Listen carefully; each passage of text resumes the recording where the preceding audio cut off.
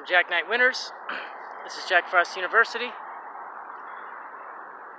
The sun's going down in beautiful Boulder, Colorado. I guess you can't see it too well. There's the mountains in the background. Not much background today. Just kind of in a parking lot. So this is kind of a continuation of my last video.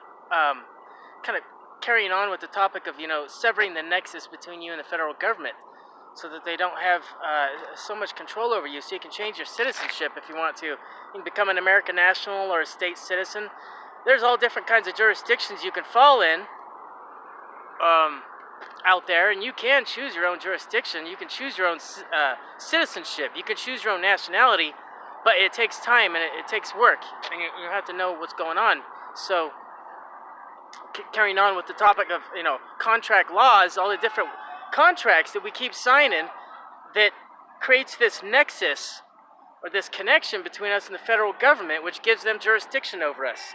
Anytime you register your vehicle, with the Department of Motor Vehicles, and they might you're entering into contract with DMV. Okay, when you go get a driver's license, you sign a contract, you enter in a contract with DMV. And these all go up to the federal government. They're subsidiaries of the federal government, basically. Okay? The other one I wanted to talk about right now was marriage license. And, I'm 40 years old now, and since the age of 20, it's probably 22 or something like that, I've always scratched my head and wonder, why do people get a marriage license for it? I never understood that. Why can't you just be married? Why can't you just spend your lives with each other? Be intimate, sleep with each other, have kids. Why do people go to a state building or a city building or a county building or a federal building and get a marriage license? Like, why are people doing that? I never understood that. A grown-ass man doesn't have to ask permission for anything like marriage. Ask God to bless your marriage or something. Let God sanctify your marriage if there is a God, and if there isn't, then, just get married. But it never made sense to me. So here's the deal: when you that's just another benefit that you're receiving. I don't know what the benefit is, but you're receiving a benefit from a marriage license, okay? Licenses are generally bad. Driver's license, marriage license, they're generally not necessary like we're being told that they are. So, when you sign a marriage license, but what people aren't realizing is that you're not just marrying your spouse. You're marrying a third party. You're marrying the federal government. You're creating a nexus between you and the federal government. You're in bed and you're intimate, not with your just spouse, but with the federal government. That's what the contract is. When you went and got a marriage license, you signed a piece of paper. And just like your driver's license, and just like your vehicle registration, and just like everything else, your phone bill, you never read the contract because you don't really understand it, but you sign it anyways because you want the benefits. I don't know what the fucking benefit of the marriage license is anyway. It's a piece of paper. I mean, what do you get out of that? But anyway, so that's what a marriage license is. It's another connection to the federal government. It's another way to give them jurisdiction over you, to drag you into a courtroom, to have these interactions with these cops, okay? It's just more evidence that you're giving them, okay?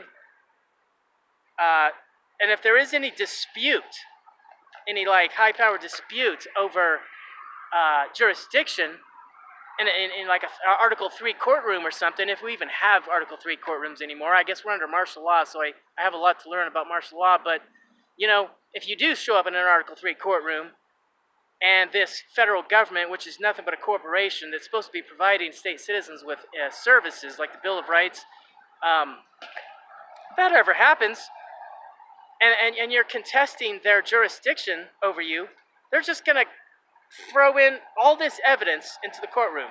They're going to motor vehicle registration, where are you a U.S. citizen? You're like, yes. Okay. Your driver's license, are you a U.S. citizen? You're like, yes. You got a marriage license. There's a little box there that says, are you a U.S. citizen? You're like, yes. You file taxes.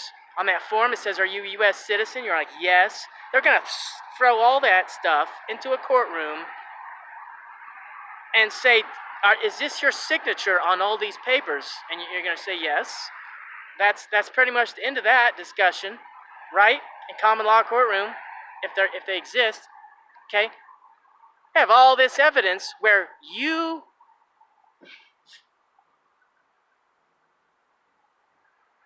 basically just gave them jurisdiction. You just keep telling them, I'm a United States citizen. You know, you're just giving them all this evidence. So a marriage license, you know, I don't know why people do it, but plenty of people are getting one. And, you know, one of the reasons when you ask people, say, why'd you get a marriage license? Because I ask people sometimes, what's the point? Like, why did you feel like you needed one? And they say, well, taxes. You know, we file our taxes jointly. Again, there's no law that says you have to pay taxes. I paid taxes 3 out of the last 20 years. I paid taxes. Intuitively, I just knew that it was not necessary. Okay, it's not necessary. Show me a law. Anybody, show me a law that says you have to pay tax. There might be statutes and codes, but that's the federal government. That statutes and codes is legal. I don't care about what's legal. I care about what's lawful. And there's a difference. Lawful is common law, contract law. Legal is all of the laws of the seas and the federal government and stuff. That's all their terminologies. You know, just like traveling in an automobile. That's a common law right to travel in an automobile, but driving in a vehicle isn't. You got to change your words, change your language, change your vocabulary. Speak properly. Speak law when you speak, okay? Yeah, marriage license is stupid. Oh, and then, you know, there's people out there that, you know, they get a divorce and then they go to a courtroom and then they wonder why is the court going to take my kids away from me and give them to this asshole or this drug addict or this, you know, or a pedophile? It could be anybody, you know.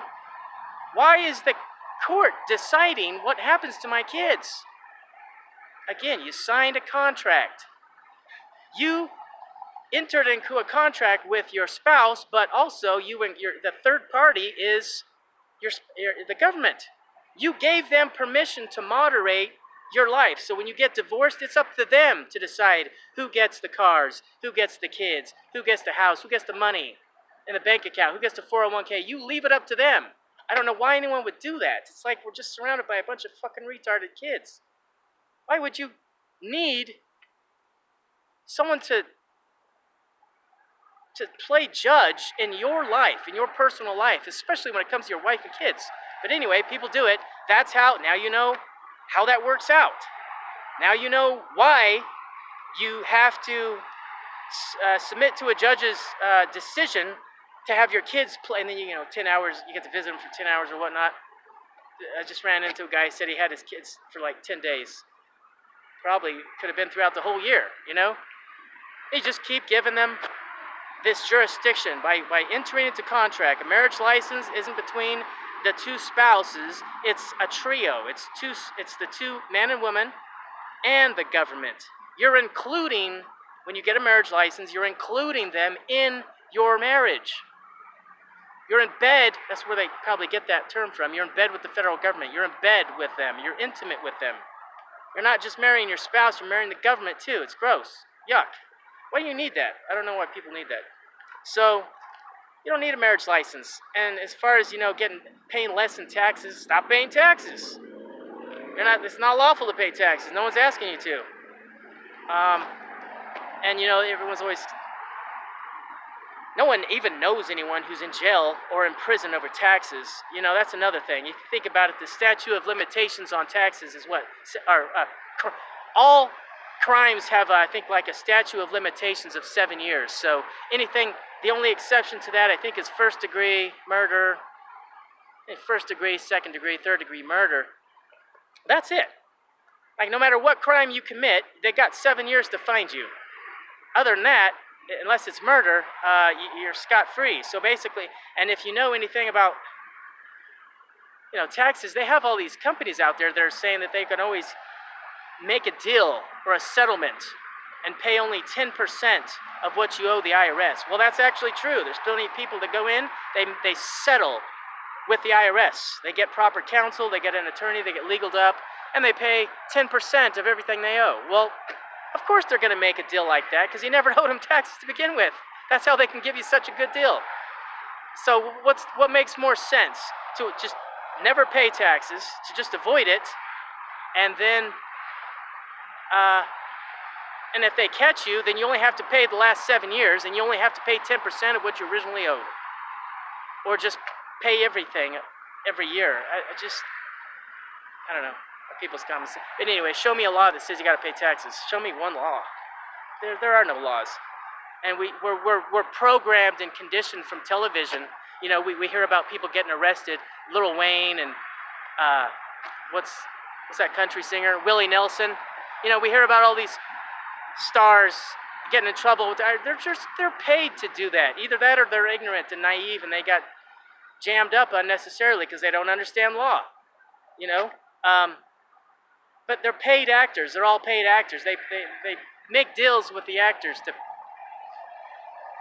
But you don't know anyone who's ever been in jail and prison on taxes, do you? You know, you don't. Think about it. Has anyone ever? You have a friend that's anyone ever? You know, no one's ever been in trouble for not paying taxes. So anyway, let's talk about marriage license. So, marriage license is another nexus that you have to separate to get out of the federal jurisdiction. To be a free man, to have your rights intact, you got to. Oh, also gun permits. You know, people are every time you go to gun permit, you're filling out a form, you're entering into contract, you're saying, "Are you a U.S. citizen?" There's probably that. You know, click, click. All this content and all this evidence that you are under the jurisdiction of the United States, and when it's just unnecessary.